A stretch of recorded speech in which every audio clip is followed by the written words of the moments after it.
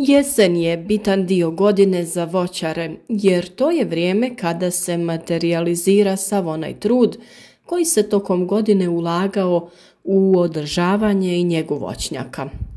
Sav taj uložen trud vidljiv je kroz urod, odnosno plodove koji dozrijevaju tokom jeseni.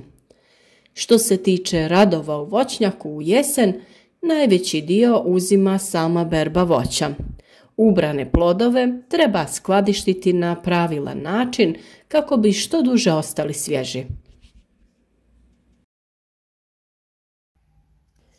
Iskusniji voćari znaju da u jesen nakon završene berbe počinje priprema za narednu vegetaciju. Radovi u voćnjaku u jesen započinju sa održavanjem voćnjaka. Održavanje voćnjaka u jesen podrazumijeva skupljanje otpalog lišća koje predstavlja mjesto za prezimljavanje velikog broja štetnika, skupljanje mumificiranih plodova koji su ostali na krošnji i uklanjanje onih koji su ostali ispod voćke. Također treba ukloniti stare, polomljene grane. Sve navedene biljne dijelove treba iznijeti iz voćnjaka i spaliti. Time činimo preventivnu zaštitu od mogućih uzročnika bolesti voćaka. Poželjno je da se metalnom četkom ili posebnim strugačima sa debla i starih grana ostruže kora. Skidanjem stare kore skidamo i mahovinu lišajeve i gnijezda gusinica koje su na stablu našle zimsko sklonište. Jesensko prskanje voćaka je obavezna mjera zaštite voćaka. Plavim prskanjem se suzbijaju uzročnici velikog broja bolesti. Suzbija se rogač šljive, monilioze, koštičavih voćki poput marelice, breskve, šljive, trešnje i višnje, bakteriozne plamenjače, jabuke i kruške, kovrčavost lista breskve i mnoge druge bolesti koje je moguće spriječiti ako provedemo spomenuto prskanje. Uzročnici navedenih bolesti prezimljuju u krošnji voćaka, skriveni u pukotinama kore, pupoljcima, ranama i na drugim skrivenim mjestima.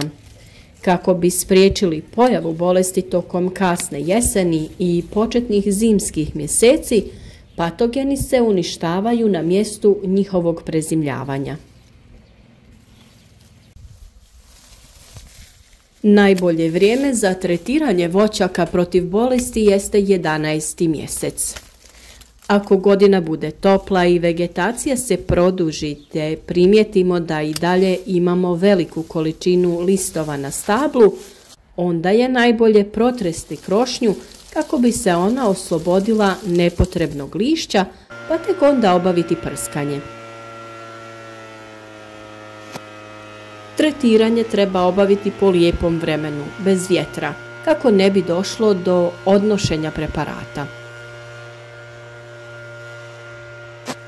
Voćke je potrebno doslovno okupati, što znači da je potrebno dobro ih poprskati da izgleda kao da ih je kiša smočila.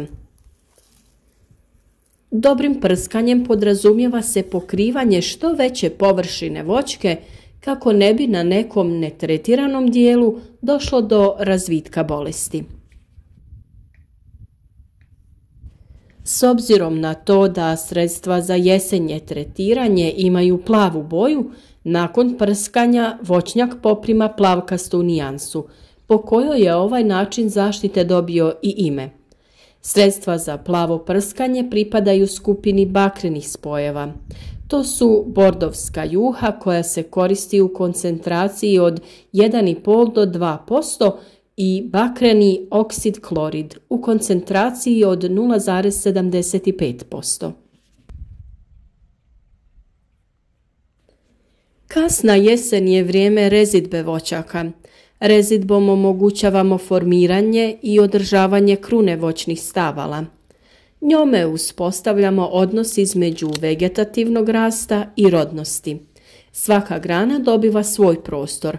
Osigurava se dobra osunčanost svih grana bez zasjenjivanja i dobra prozračnost krošnje.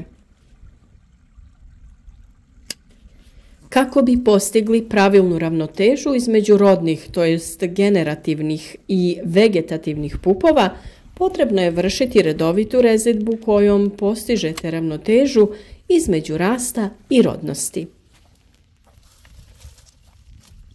Najbolji trenutak kada treba obaviti rezidbu jeste poslije opadanja listova u jesen. Postoji mogućnosti rezidbe u proljeće prije bubrenja pupoljaka, ali prednosti rezidbe u jesen su to što su stabla manje izložena stresu, nema insekata i prilikom rezidbe voćara ne ometaju listovi i plodovi.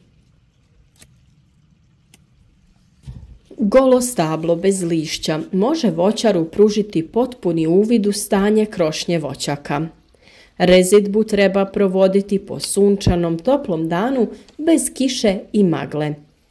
Rezidba se ne preporučuje pri temperaturama nižim od 5 stepeni Celzijusa. Pri niskim temperaturama naime dolazi do deformacije mjesta reza i rana teže zarasta. Kako bi što učinkovitije proveli jesensku rezidbu, navesti ćemo nekoliko primjera tehnike reza. Prva tehnika reza naziva se prorjeđivanje.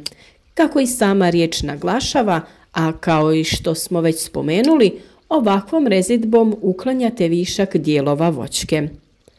Ovom tehnikom, osim što se održava omjer rasta i rodnosti, također se održava omjer između podzemnih i nadzemnih dijelova biljke.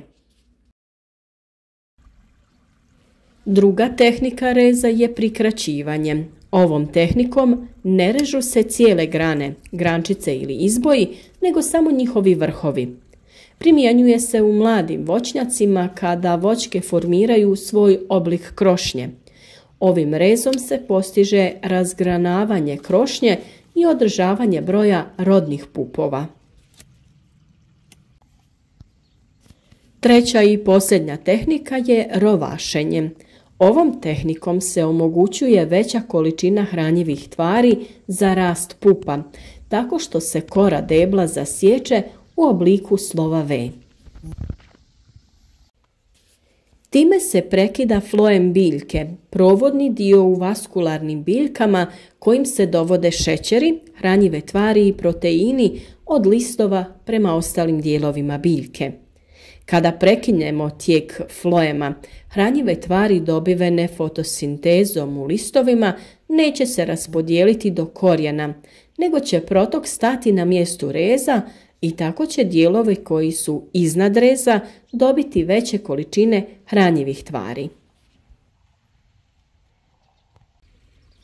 Radovi u voćnjaku se na neki način mogu organizirati po mjesecima, pa ćemo u nastavku govoriti o tome kada i šta se treba odraditi. Radovi u voćnjaku na početku jeseni u prvom planu uključuju berbu voćaka za konzerviranje poput šljiva, krušaka, dunja i jabuka. Provodi se i jesenska obrada tla, to uključuje gnojenje tla, prekopavanje i kopanje jama za sadnju novih voćaka.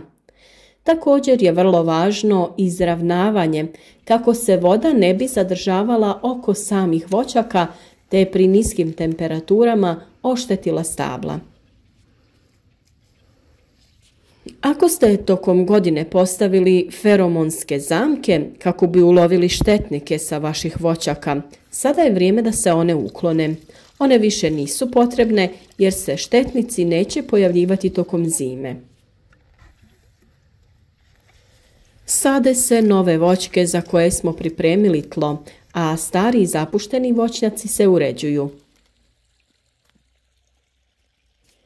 Sredinom jeseni obavlja se i obrada tla gnojenjem te zaštita od zečeva te niskih temperatura koje bi mogle izazvati mraz. prorjeđuje se krošnje bujnog drveća, te im se time omogućuje bolji protok zraka. Kako bi stabla voćaka učinili još zdravijim, uklanjanje grana je neizbježno jer se ostavlja dovoljno prostora za razvoj novih mladica. Time se također postiže bolje cvjetanje i stvaranje boljeg i kvalitetnijeg ploda. Grane za koje smatramo da ih je potrebno odstraniti režu se što je moguće bliže spoju sa većom granom ili deblom, to jest režu se na ogranku. Orezuje se iznad mladice koja će osigurati nastavak grane i njezin budući razvoj. Rez kojim ćemo odstraniti suvišnu granu treba napraviti iznad mjesta izboja mladice. Tako ste mladici omogućili dovoljno prostora za daljnji razvoj, a odstranili ste granu koja je bila suvišna. Na kraju jeseni potrebno je posađene voćke nagrnuti sa zemljom kako bi se korijen zaštitio od smrzavanja. Kao zaštitu protiv niskih temperatura preporučuje se i sijanje travnate smjese. Ako na kraju jeseni padne snijeg, treba voditi i brigu da na granama voćaka nema velikih količina snijega koje bi mogle uzrokovati pucanje grana i samim time oštetiti stablo. Oko stabla voćaka poželjno je postaviti zaštitne mreže i rukavce koji služe kao zaštita od glodavaca koji se gladni zimi vole nahraniti stablom voćaka. Jesen je vrijeme kada se sade nove voćke u malim obiteljskim voćnjacima, u velikim profesionalnim voćnjacima ili oko kuće kako bi voćke uljepšale naše vrtove. Prije nego što posadimo voćku na planiranom mjestu, potrebno je obraditi tlo, pognojiti i iskopati jame za sadnju.